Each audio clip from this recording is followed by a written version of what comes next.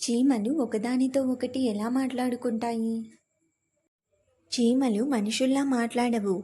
మరి ఒకదానితో ఒకటి దారి ఎలా చెబుతాయి?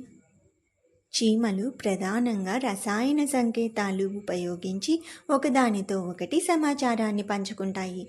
ఒక చీమ ఆహారాన్ని కనుగొంటే తిరిగి గూటికి వెళ్తూ నేలపై ప్రత్యేకమైన ఫెరోమిన్ అనే రసాయన వాసనను వదులుతుంది.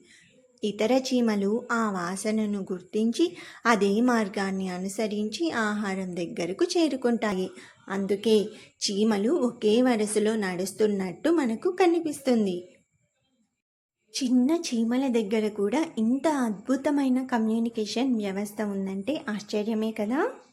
ఇలాంటి అమేజింగ్ ఫ్యాక్ట్స్ కోసం సుగుణాలు ఛానల్ని సబ్స్క్రైబ్ చేయండి. ఈరోజు ఆఫర్స్ కింద డిస్క్రిప్షన్లో లింక్ ఇచ్చాను, చూడండి. అలాగే కింద డిస్క్రిప్షన్లో టెలిగ్రామ్ ఛానల్ లింక్ ఇచ్చాను, చూడండి. ఎప్పటికప్పుడు అప్డేట్స్ ఇస్తూ ఉంటాను.